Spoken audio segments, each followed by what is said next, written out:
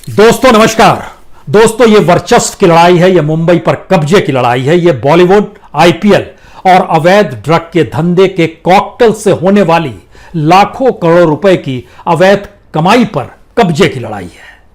ये एक ऐसी लड़ाई है जिसमें आप हो सकता है कोई हत्यारा खोज रहे हो, आप किसी को गुनाहगार मान रहे हो, कोई किसी को बेकसूर मान रहा हो, कोई न्याय का जिक्र कर रहा हो, लेकिन इस राजनीतिक बिसात पर जो नजर आ रहा है, दिखाई दे रहा है या दिखाया जा रहा है, वो सब सिर्फ प्यादे हैं।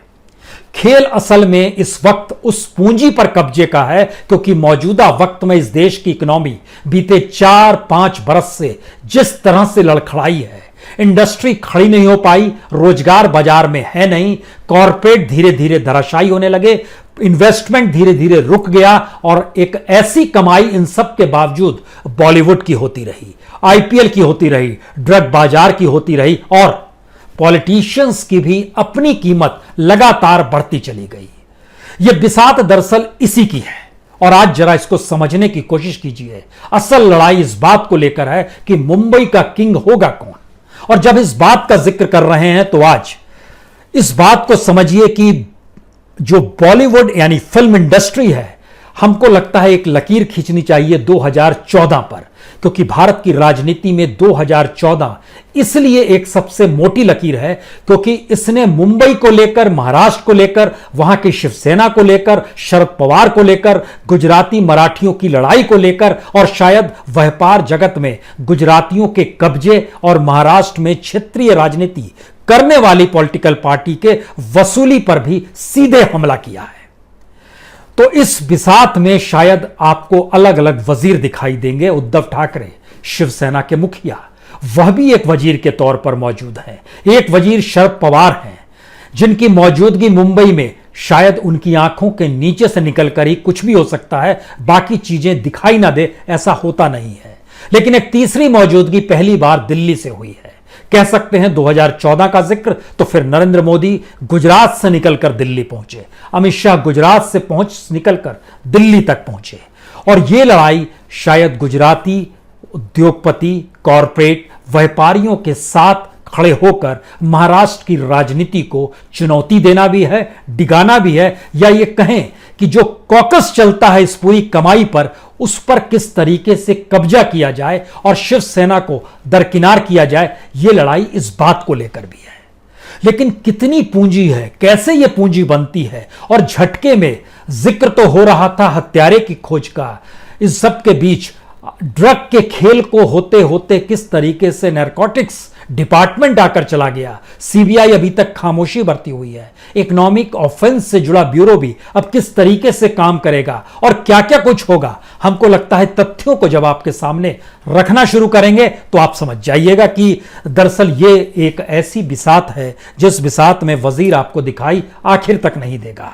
जो दिखाई दे रहे होंगे वो हो सकता है प्यादे से भी छोटे हों और उन्हीं के इर्द गिर्द तमाम न्यूज चैनल, मीडिया हाउस या फिर आप भी रिपोर्ट्स देख पा रहे होंगे। बॉलीवुड 2014 में इसकी जो वैल्यू थी इंडियन फिल्म इंडस्ट्री की, वह 13,800 करोड़ की थी। 2019 में यह बढ़कर 19,900 करोड़ हो गया। इतना इजाफा सामान्य तौर पर किसी इंडस्ट्री में नहीं होता है जो बॉलीवुड में हो गया। जो आईपीएल है उसकी ब्रांड वैल्यू 2014 में 23,438 करोड़ थी। 2019 में आईपीएल की ब्रांड वैल्यू बढ़कर 49,807 करोड़ हो गई। ड्रग का बाजार जो मुंबई के भीतर में जो नारकोटिक्स डिपार्टमेंट अपने तौर पर आकलन करते रहा 2014 में, वो 35,000 करोड़ का बताया जाता था, जबकि उससे कई गुना ज्यादा रहा होगा। लेकिन जो बताया गया वो जिक्र है 35,000 करोड़ का और 2019 तक ये बढ़ते बढ़ते 90,000 करोड़ हो गया। कोई इंडस्ट्री इस रूप में डेवलप नहीं हो पाती है। इतना ही नहीं बल्कि पॉलिटिशियंस की कीमत भी इस दौर में कैसे बढ़ी। महाराष्ट्र में विधानसभा चुनाव जब 2014 में हुए थे तो 288 विधायक जो चुने गए थे, उनके पास कुल संपत्ति जो थी उस वक्त वह 3,110 करोड़ की थी। लेकिन 2019 के चुनाव में यह बढ़कर 6,456 करोड़ हो गया। यानी 2014 में प्रति एमएलए जो कीमत थी वो तकरीबन 10 करोड़ 87 लाख थी, जो 2019 में बढ़कर प्रति एमएलए की जो कीमत है वो 22 करोड़ 42 लाख हो गई। यह रफ्तार सिर्फ इस 4 इंडस्ट्री में है। राजनीति को इतना पैसा चाहिए और राजनीति से इतना पैसा निकलता है। यह फडणवीस काल के दौर में जब इन्वेस्टमेंट आ रहा था, एमयू पर साइन हो रहे थे, और फिर जब सत्ता डगमगाने लगी तो एमयू कैसे खारिज होने लगे, और उसके बाद नौकरियां नहीं मिली, लोग कितनी बड़ी तादाद में बेरोजगार वहां पर हुए, और यह सब कुछ लॉकडाउन से पहले की स्थिति है। तो यह एक ऐसी लड़ाई लड़ी जा रही है जिसके भीतर हमको लगता है जरूर चलना चाहिए। यह इसलिए जाने की जरूरत है क्योंकि जो पूछताछ हो रही है उसमें एक शख्स को सबने नजरअंदाज किया। इस शख्स का नाम था बंटी साजदे। यह दरअसल corner stone sports and entertainment चलाते हैं। बड़े शानदार व्यक्ति हैं और इन्होंने 2008 में अपनी कंपनी बनाई।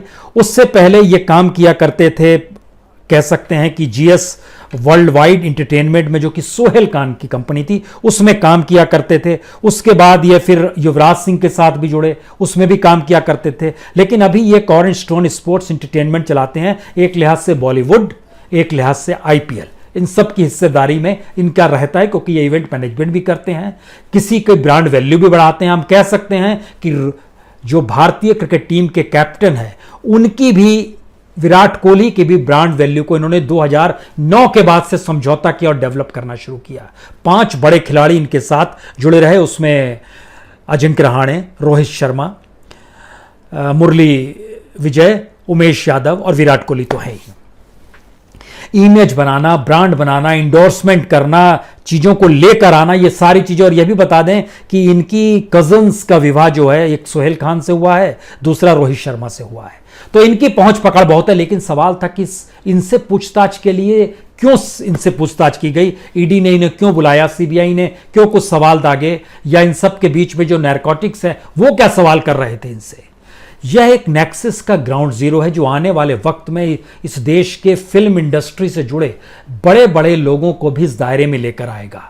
क्योंकि यह एक बड़ा अजीबोगरीब सवाल है। इस देश के भीतर में झटके में भारत की फिल्में 100 करोड़ से बढ़ते बढ़ते 600 करोड़ तक कैसे कमाने लगी।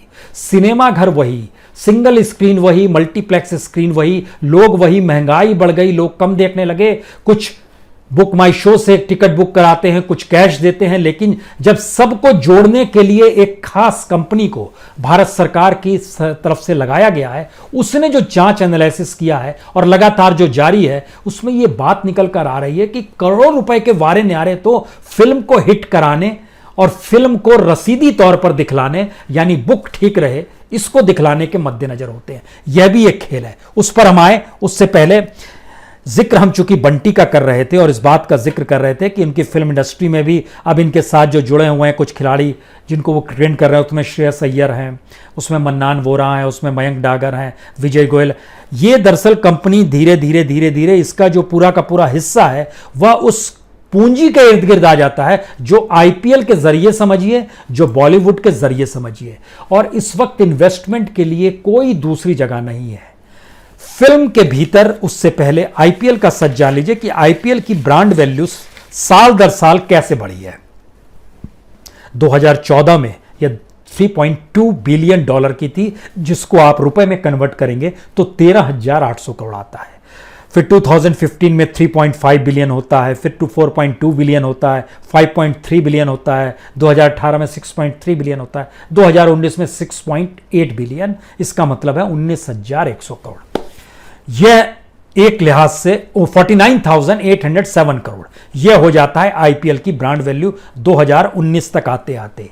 इसमें जो खास तौर से मुंबई इंडियंस है उसकी सबसे ज्यादा ब्रांड वैल्यू है 809 करोड़ की। उसके बाद चेन्नई है 732 करोड़। यह 2019 का डाटा है। 2020 में जब होने जा रहा है आईपीएल, अभी वो डाटा सामने नहीं आया। यह पैसे की रकम पहले देख लीजिए कितनी बड़ी होती है। और उसमें सबसे कम ब्रांड वैल्यू आरआर की है, राजस्थान वाले की है 271 करोड़। सवाल यह आया कि इन सब के बीच झटके में जब नैरकोटिक्स डिपार्टमेंट जुड़ा, तब यह सवाल निकलना शुरू हुआ कि नैरकोटिक्स डिपार्टमेंट जुड़ा है तो क्या वह समझ रहा है कि दरअसल हत्या के खेल के पीछे मादक द्रव्य है, ड्रग्स है, ये सारी चीजें। इसमें एक चीज दिमाग में तुरंत ले आइए कि इस वक्त नैरकोटिक्स कंट्रोल ब्यूरो जो 1986 में बना था, उसके जो मौजूदा वक्त में डीजी हैं, वह डीजी दरअसल bureau of civil aviation security के भी डीजी हैं। ये कौन शख्स हैं? इनका नाम है राकेश अस्थाना जी। राकेश अस्थाना ही नैरोकॉटिक्स कंट्रोल ब्यूरो के डीजी भी है। ये वही शख्स हैं जो सीबीआई में स्पेशल डायरेक्टर थे। ये वही शख्स है जब सीबीआई के डायरेक्टर आलोक वर्मा ने सीबीआई के डायरेक्टर रहते हुए इन स्पेशल डायरेक्टर पर कुछ उंगलियां उठाई थी करप्शन के, उसके बाद सीवीसी बीच में कूद गया था। रात में दिल्ली में एक सीबीआई हेडक्वार्टर में ऑपरेशन हो गया था, कहा जाता है उस समय एनएसए ने उसको संभाला था और अपने तौर पर नेशनल सिक्योरिटी डोभाल साहब जो है वो देख रहे थे। सीवीसी जो संभाले हुए थे उन्होंने चीजें कैसे रफा दफा की, फिर क्लीन चिट दिया गया और क्लीन चिट देने के बाद राकेश अस्थाना दोबारा डिप्यूट हुए तो bureau of civil aviation security में गए और उसके साथ उनको एक्स्ट्रा पद जो दिया गया वो नैरोकॉटिक्स कंट्रोल ब्यूरो का भी दिया गया। ये आता है होम मिनिस्ट्री के तहत। होम मिनिस्ट्री अमित शाह संभालते हैं, जो दिल्ली में हेडक्वार्टर एनसीबी का भी है, सीबीआई का भी है, होम मिनिस्ट्री तो यहां पर है। और नैरोकॉटिक्स कंट्रोल ब्यूरो जो होता है ये कस्टम एंड सेंट्रल एक्साइज के साथ मिलकर काम करता है। ये स्टेट पुलिस डिपार्टमेंट को भी साथ में रखता है, ये सीबीआई को भी साथ में रखता है, ये सीईआईबी यानी सेंट्रल इकोनॉमिक इंटेलिजेंस ब्यूरो को भी साथ लेकर चलता है। तो नैरोकॉटिक्स के बीच में आने का मतलब जरा समझिए कि कितनी बड़ी स्थिति मुंबई के साथ पूंजी पर जुड़ी हुई है। यह सिर्फ छोटा मामला नहीं है, क्योंकि कुछ स्थिति आपको बता दें तो इसके जरिए यह समझिए कि 10 अगस्त इसी साल 10 अगस्त को 1000 करोड़ की हीरोइन जो थी वो नहावा शिवा पोर्ट से नवी मुंबई में है, वहां से जब्त की गई। उससे पहले चले जाइएगा तो आपको लगभग 20 जुलाई को उससे एक महीने पहले लगभग $400 का वहां पर डोज पकड़ में आया था और तकरीबन 5400 रिटेल तरीके से वहां पर कैप्सूल्स थे। ये अलग अलग तरीके से पकड़ में मुंबई में आते रहा है और उसका जब एनालिसिस किया गया कि मुंबई दरअसल सेंटर है ब्रुसेल्स और बेल्जियम का, और ये रिपोर्ट जो आई वो यूनाइटेड नेशन के मातहत जो आईएनसीबी है, इंटरनेशनल नैरोकॉटिक्स कंट्रोल बोर्ड है, उसकी इंटरनेशनल रिपोर्ट बतलाती है कि मुंबई कितना बड़ा अड्डा है।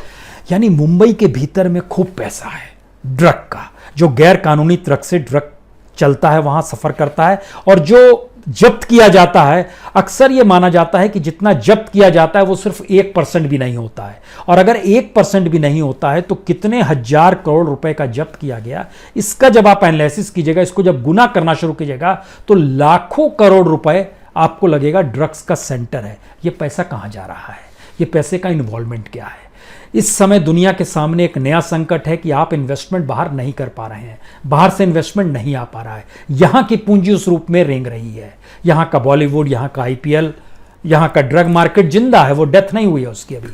उसकी पूरी इकोनॉमी को जब आप एक साथ मिलाते हैं तो इसके में जरा यह भी समझना शुरू कीजिए कि जैसे 2017 का डाटा आएगा, लगभग 53 केजी चरस जो नारकोटिक्स डिपार्टमेंट ने बताया हमने सीज किया था, 323 केजी गांजा, 2.5 KG heroin, 1525 LSD dot papers, 33 KG MD, ये सब जब्त किए गए थे। और उसमें जोड़ा गया था कि अलग अलग जगहों पर इसके सेंटर्स और भी हैं। मुंबई के पैरेलल में अहमदाबाद में है, इंदौर में है, गोवा में है, बेंगलोर में है, हैदराबाद में है, कोचीन में है, चेन्नई में, ये सब बड़े बड़े सेंटर्स हैं। इसके अलावे मंदसौर और मदुरई को भी माना गया। इनके कहीं ना कहीं रोटेशंस मुंबई में आकर मिलते हैं, और यहां पर अगर काम शुरू होता है तो उसकी कीमत भी अगर आप जानना चाहते हैं कि दरअसल कितनी कीमत में क्या है, तो इन सबको जब आप जोड़ना शुरू करेंगे, चाहे कोकीन की कीमत जोड़िए, चरस की कीमत जोड़िए, या किसी भी रूप में जो आप जोड़ना शुरू करेंगे तो वह लगभग कुछ लाख से लेकर कुछ करोड़ तक बैठता है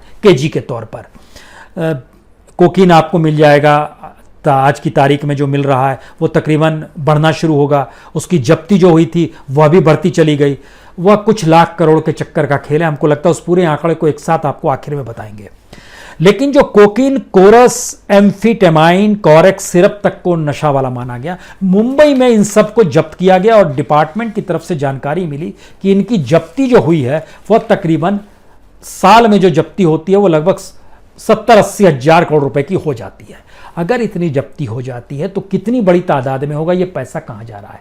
आईपीएल से इसके क्या संबंध है, बॉलीवुड से क्या संबंध है, बॉलीवुड से संबंध निकाले जा रहे हैं, क्या आने वाले वक्त में आईपीएल में चीजें जाएंगी। और इन सब के साथ अब बॉलीवुड की फिल्मों के उस कच्चे चिट्ठे को भी निकाला जाएगा जिसमें बॉलीवुड की फिल्में कैसे 100 करोड़, 200 करोड़, 300 करोड़, 400 करोड़, 600 करोड़ तक कमा लेती है। क्योंकि इस देश के भीतर में जितने सिंगल स्क्रीन है, अब ईडी इस दिशा में बढ़ गई है, जो जांच हो रही है, जरा इसको समझिएगा।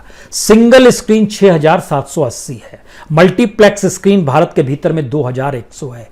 इन सारी स्क्रीन्स पर अगर एक ही फिल्म लग जाए, जो लगती नहीं है, जो तमाम भाषाओं की फिल्में लगती हैं, उसमें एक बॉलीवुड की फिल्म भी होती है, लेकिन एक फिल्म अगर लग जाए इन तमाम जगहों पर और वो सिर्फ 2 हफ्ते चले, तब वो 600 करोड़ झटके में कमा लेगी।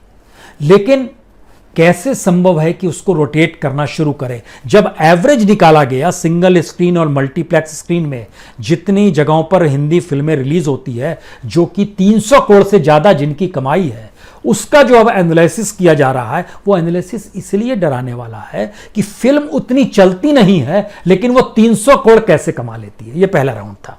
दूसरा राउंड है जिन फिल्मों में जोड़ा जाता है कि हमने विदेश से लिया, हमने इतना खर्च किया, ये किया, उसमें अब कुछ चीज़ें और निकाली गई है कि जो एक्टर्स को पैसे दिए जाते हैं, जो डायरेक्टर्स को पैसे दिए जाते हैं, जो स्पेशल इफेक्ट एक्सपर्ट को पैसे दिए जाते हैं, जो रिकॉर्डिंग के पैसे होते हैं, जो डबिंग स्टूडियो को होते हैं, लॉजिस्टिक कॉन्ट्रैक्टर्स होते हैं, जो टेक्नीशियंस होते हैं, जो लाइन प्रोड्यूसर्स होते हैं, डिस्ट्रीब्यूटर्स होते हैं, स्टूडियो होते हैं, आर्टिस्ट होते हैं, ओरिजिनल साउंड देने वाले लोग होते हैं, सारी चीजों को मिलाना शुरू किया गया तो जानकारी आ रही है कि हवाला और हॉट मनी रूट्स इन सब के बीच में बड़ी तेजी से काम करता है। जो दिया जाता है पैसा जिन कलाकारों को, जिन टेक्नीशियंस को, जिनको भी, उनकी जो इनकम है, अपने जो उनके पास पूंजी है, जैसे एक आकलन किया जाता है रिया चक्रवर्ती का कि आपके पास इतनी पैसा कहां से आया, या किसी का भी XYZ का किया जाएगा, तो कहा जाता है आपकी कमाई इतनी नहीं है तो आपके पास इतना पैसा कहां है। इसी लिहाज से इनको जो चेक पेमेंट किए जाते हैं या ऑनलाइन ट्रांसफर किया जाता है, उसके पैरेलल में अगर इनकी पूंजी ज्यादा है, तो क्या ये बॉलीवुड एक ऐसे पैसे पर बैठा हुआ था या बैठा हुआ है, और उसको धराशायी नहीं करना है, बल्कि उस पूंजी पर पॉलिटिक्स को कब्जा करना है। क्योंकि बिहार, महाराष्ट्र के भीतर में यह माना जाता है कि जो भी सत्ता में होता है उसका कब्जा होता है, और मौजूदा वक्त में शिवसेना है। शिवसेना की उस पूरी पूंजी पर कमाई है। कल तक जिस पूंजी के जरिए उसको, जो भारत सरकार के गृह मंत्री और प्रधानमंत्री हैं, जो उसको वसूली पार्टी 2014 में कह रहे थे, तो वो पार्टी वसूल करती थी, वसूली लेती थी, यह जिक्र किया जाता था शिवसेना के जरिए। लेकिन अब तो वो सत्ता में है, कॉन्स्टिट्यूशनली है, तो चीजें कॉन्स्टिट्यूशनली उसके हाथ में है, और शायद यही बात ना शरद पवार पचा पा रहे होंगे, ना दिल्ली में बैठी सत्ता पचा रही होगी। और ये एक टकराव उस पूंजी पर कब्जे का है। और जब इसमें बात ये निकल कर आई कि आखिर फंडिंग कौन करता है, फंडिंग इससे पहले खासतौर से जो बिजनेस सेंटर्स होते थे, जिसमें डायमंड मर्चेंट होते थे, जो प्रॉपर्टी डीलर्स होते थे, वह करते थे, उनकी भी फंडिंग नजर में आने लगी कि इस दौर में धराशायी हुई तो ड्रग का मार्केट तेजी से आगे बढ़ा है। और अनअकाउंटेड मनी जो IT के नोटिस जारी हो रहे हैं, उसमें section 37, section 14A, section 44, section 69C, ये अलग अलग जरिए, सेक्शन 40, ये अलग अलग तरीके से जारी हो रहे हैं। लेकिन इन सब के बीच में यह एक सवाल है कि पैसा कहां से आ रहा है, ब्लैक से व्हाइट कैसे बनाया जा रहा है, गैंगस्टर और पॉलिटिशियन तक इसमें इन्वॉल्व है, इसमें अपने तौर पर प्रॉपर्टी डीलर्स भी इन्वॉल्व है, इसमें बिजनेस सेंटर्स भी इन्वॉल्व है। सवाल यह नहीं है कि उसको धराशायी करना है, सवाल है पहली बार दिल्ली को नकेल भी कसनी है। और मुंबई में बैठे हुए जो राजनीतिक शिवसेना के हाथ में सारी चीजें कब्जे में है, अब वो छीना झपटी शुरू हुई है कि ये हमारे हाथ में आ जाए, उसकी लड़ाई लड़ी जा रही है। और शायद इसीलिए इन तीनों के कॉकटेल्स के बाद जो नजर आता है वो पॉलिटिशियंस का हिस्सा नजर आता है। और हमको लगता है कि महाराष्ट्र के पॉलिटिशियंस को आपको इसलिए परखना चाहिए क्योंकि महाराष्ट्र के पॉलिटिशियंस की एक खासियत है, वहां बहुत ज्यादा पढ़े लिखे पॉलिटिशियंस नहीं है। 8वीं 10वीं पास तक हमने देखा जो कैंडिडेट्स बनाए जाते हैं, फिर वो जीत भी जाते हैं, लेकिन हर कोई करोड़पति जरूर है, हर के पास संपत्ति बहुत बड़ी है, हर के ऊपर केसेस जरूर चल रहे हैं। ये एक अजीबोगरीब फितरत है। जैसे मौजूदा वक्त में महाराष्ट्र की विधानसभा के भीतर आप देखिएगा तो आपको जानकर हैरत होगी कि 288 विधायकों में से 176 विधायकों पर हलफनामे में उन्होंने क्रिमिनल केसेस का जिक्र किया है। इस 176 में से 113 विधायक तो ऐसे हैं जिन्होंने सीरियस क्रिमिनल केसेस का जिक्र अपने ऊपर किया है। यानी ये विधायक बनने से पहले जिस प्रोसेस को जी रहे थे, जो सीरियस क्राइम होता है, उस क्राइम में आप सोच रहे होंगे कैसा क्राइम है सीरियस। 2 एमएलएस के ऊपर मर्डर का चार्ज है, इसका जिक्र हलफनामे में किया गया, यानी आईपीसी 302 का केस चल रहा है। 11 के ऊपर अटेम्प्ट टू मर्डर यानी आईपीसी 307, 4 के ऊपर किडनैपिंग आईपीसी 36। ये एमएलएस हैं, इनका हम आपसे जिक्र कर रहे हैं और उन्हीं के जरिए कानून को देखना है, उन्हीं के जरिए उस पूंजी को देखना है, जो पूंजी के ऊपर अब लड़ाई हो रही है कि इस पे कब्जा किसका होगा। यह कब्जे की लड़ाई है, वर्चस्व की लड़ाई है, जिसका जिक्र हमने आपसे शुरू में ही किया। पॉलिटिक्स के भीतर का सच यह है कि महाराष्ट्र की पॉलिटिक्स में सबसे ज्यादा पैसे की कमाई उन विधायकों की बढ़ जाती है जो विधायक एक बार जीते फिर दूसरी बार जीते, यानी री-इलेक्टेड हो जाए। लेकिन मौजूदा वक्त में कितने री-इलेक्टेड हुए, कैसे क्या हुआ, हम उसको जोड़ें तो उससे पहले यह समझिए कि बीजेपी के 65 विधायक ऐसे हैं जिन पर क्रिमिनल केसेस चल रहा है, 105 विधायकों में से, जिसमें 40 पर सीरियस है। शिवसेना के 56 में से 31 विधायकों पर क्रिमिनल केस है, उसमें 26 पर सीरियस है। एनसीपी के 32 विधायकों में से, एनसीपी के 54 में से 32 विधायकों पर क्रिमिनल केस है, 17 पे सीरियस केस है। कांग्रेस के 44 विधायक हैं, उसमें से 26 पर क्रिमिनल केस है, उसमें से 15 पर सीरियस क्रिमिनल केस है, और 12 इंडिपेंडेंट जो है उन 12 पर सीरियस क्रिमिनल केसेस चल रहे हैं। यह तो एक हिस्सा है उनके अपराध, कैसे कैसे चीजें डेवलप होती है, और अपराध उस पूंजी के जरिए जिक्र हो रहा है जिसमें इन तीनों का इन्वॉल्वमेंट आपको नजर आएगा। उसमें कहीं ना कहीं आईपीएल का जिक्र होगा, कहीं ना कहीं बॉलीवुड का जिक्र होगा, कहीं ड्रग्स का जिक्र होगा, कहीं बिल्डर्स का जिक्र होगा, कहीं मकान कब्जियाना होगा। और यह पूंजी जब एक साथ कलेक्ट होगी तो इस पे कब्जा जो होता है, जिसकी सत्ता रहेगी कब्जा तो उसी का रहेगा, पुलिस तो उसी के हिसाब से काम करेगी। मुंबई पुलिस की तारीफ कभी भी उस राज्य के मुखिया ने नहीं की जो मुख्यमंत्री हो या उसकी सत्ताधारी पार्टी हो, लेकिन मुंबई पुलिस के काउंटर में हमेशा से जो विपक्षी राजनीतिक दल होते हैं वह जरूर आरोप लगाते हैं।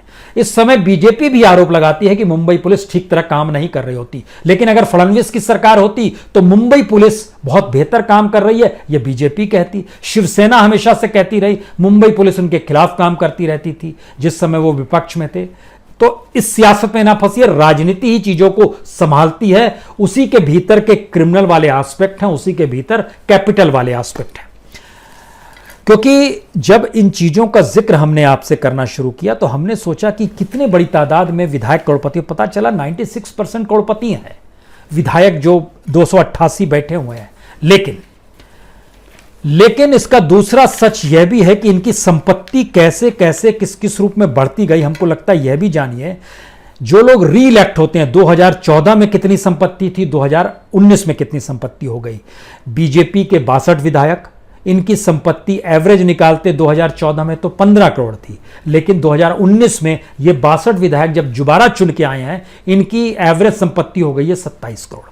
शिवसेना की 7 करोड़ हुआ करती थी, जो 25 विधायक 2014 में भी चुनकर आए थे, 2019 में भी 25 विधायक वही चुनकर आए, ये हो गए 7 करोड़ से बनकर इनकी एवरेज संपत्ति 18 करोड़ हो गई। ये दिखाने वाली संपत्ति है, नहीं दिखाने वाली पर नहीं जा रहे हैं। एनसीपी 8 करोड़ से 18 करोड़ पहुंच गए, इसके 13 विधायक थे। कांग्रेस के भी 13 विधायक थे, ये 11 करोड़ से 17 करोड़ तक पहुंच गए। समाजवादी पार्टी का एक ही विधायक 156 करोड़ से 209 करोड़ पहुंच गया। इंडिपेंडेंट 2 करोड़ से 12 करोड़ पहुंच गए। टोटल 118 विधायक जो री इलेक्ट हुए 2014 के बाद 2019 में भी, ये 14 करोड़ से 25 करोड़ पहुंच गए। यानी विधानसभा का भी एवरेज संपत्ति की जितनी बढ़ गई वह लगभग 78% है। 78% किसी ब्यूरोक्रेट की नहीं बढ़ती, 78% किसी इजाफा जो होता है किसी कॉरपोरेट में नहीं होगा, ब्यूरोक्रेट में नहीं होगा, इंडस्ट्री में नहीं होगा, किसी व्यापार में नहीं होगा, लेकिन पॉलिटिशियंस में हो जाता है, वह भी दिखाने वाले स्थितियों के साथ। हमने सोचा क्या वाकई सारे पॉलिटिशियंस जो होते हैं वो मुंबई के, खास तौर से महाराष्ट्र को थोड़ी देर के लिए भूल जाइए, मुंबई और सबन में लगभग 36 सीटें हैं। हमने रैंडमली देखना शुरू किया कि आखिर करोड़पति, पता चला हर कोई करोड़पति है, और शिवसेना का हर कैंडिडेट जो जहां जहां से खड़ा हुआ वो जीता हारा उस पर नहीं जाएंगे, हर कोई करोड़पति है। बीजेपी का हर कोई करोड़पति है, कांग्रेस का भी हर कोई करोड़पति है, लेकिन इसमें औसतन ज्यादा कोई 8वीं पास है, कोई 10वीं पास है, कुछ ग्रेजुएट और पीजी भी हैं, इससे इनकार नहीं है, लेकिन अधिकतर जब टटोलना शुरू किए तो 8वीं पास है, 10वीं पास है, लेकिन करोड़पति है। और ये संपत्ति आपके जहन में, जैसे मान लीजिए हमको लगता है आदित्य ठाकरे वर्ली से चुनाव लड़े थे, इनकी जो संपत्ति बताई गई थी, जो इनके हलफनामे में जिक्र था, वो था 17,69,28,474। इनके खिलाफ एनसीपी के एडवोकेट सुरेश माने खड़े थे। इनकी संपत्ति भी 8,86,00,000 के लगभग की थी। लेकिन इसके अलावे आपके दिमाग में कोई भी अगर कॉन्स्टिट्यूंसी आती हो, हम कैसे बताएं, सारी कॉन्स्टिट्यूंसी का जिक्र हमारी आंखों के सामने है। चूंकि इसको अगर हम लोग इस रूप में करें, जैसे कांदेवली में बीजेपी कैंडिडेट था, लगभग 7 करोड़ इनकी संपत्ति। मानखुर्द शिवाजी नगर विट्ठल गोविंदलाल एकरे जो कि शिवसेना के थे, लगभग 6 करोड़ इनकी संपत्ति। आबू आजमी यहां से समाजवादी पार्टी के थे, इनकी संपत्ति 209 करोड़। अंधेरी वेस्ट अजीत साटम बीजेपी के, लगभग 6 करोड़ 45 लाख संपत्ति। अशोक जाधव कांग्रेस के, इनकी 8 करोड़ 6 लाख संपत्ति। हमने देखा कि कोई लाख में मिला ही नहीं, सभी संपत्ति वाले जो हैं करोड़पति ही हैं। गिरगांव से बीजेपी के 8वीं पास हैं, ये लगभग 17 करोड़ 24 लाख की संपत्ति है। कांग्रेस के लगभग 1 करोड़ की संपत्ति है, ये पीजी पास है।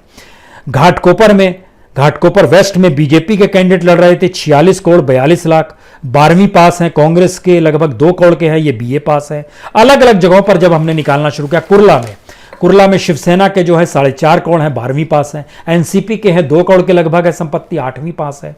एमएनएस का लगभग 1 करोड़ की संपत्ति है, ये ग्रेजुएट है। किसे वोट देंगे आप? ये कमोवेश सारी माने जिसके पास पैसा है या पैसा नहीं है, तो पॉलिटिक्स में आते ही पैसा चाहिए, पैसा बन जाता है। ये एक प्रोसेस है। इस प्रोसेस के भीतर में जब आप वैल्यू आकलन शुरू करते हैं, तो महाराष्ट्र का सच यह है कि फडणवीस की सरकार में बड़ी तादाद में वहां पर लोग इन्वेस्टमेंट के लिए आ रहे थे, लेकिन जब वो सरकार जाने लगी तो उसका कच्चा चिट्ठा जो निकल कर आया, पता चला कि सिर्फ एमयू पर साइन होते थे। दरअसल ये पूंजी की लड़ाई इसलिए भी है क्योंकि महाराष्ट्र गोल्डन स्टेट है इन्वेस्टमेंट का।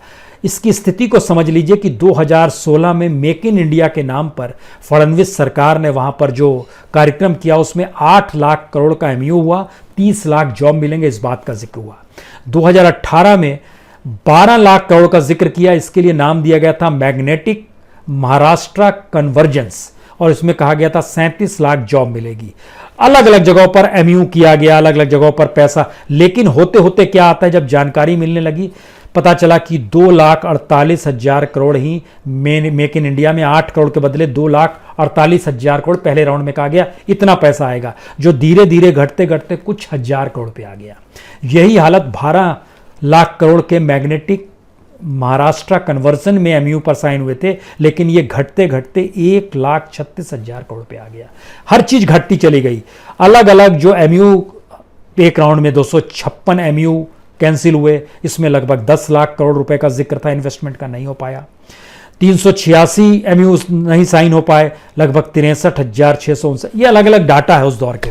ये जो बतलाते हैं कि महाराष्ट्र पे कब्जा या मुंबई पर कब्जा किसी भी सत्ता के लिए कितना महत्वपूर्ण है, और ये एक ऐसा कॉकटेल बन गया है जिसके लिए पहली बार सीबीआई इंक्वायरी तो बैठी है, लेकिन उसके पैरेलल में अभी इकोनॉमिक ऑफेंस ब्यूरो आएगा। ईडी अपने तौर पर जांच कर रहा है, नैरकोटिक्स अपने तौर पर जांच कर रहा है, और यह स्थिति धीरे धीरे उस पूरे वर्चस्व को जो मुंबई का किंग कौन वाली फिलॉसफी पर आ जाएगी, उस पे कब्जा की थ्योरी है।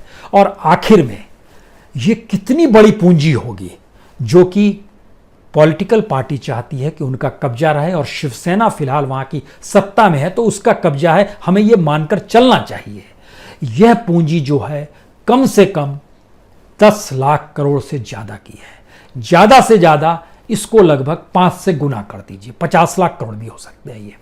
यह स्थिति 10 लाख करोड़ से 50 लाख करोड़ के खेल के बीच में कौन नहीं चाहेगा, और इसमें वो तमाम इन्वेस्टमेंट के कमीशन भी शामिल कर लिया जाए तो ये चीजें और बढ़ जाएगी। तो आप न्याय खोज रहे हैं, हत्यारे को खोज रहे हैं, आरोपी को खोज रहे हैं, किसी को बेकसूर ठहरा रहे हैं, भूल जाइए। ये वर्चस्व की लड़ाई है।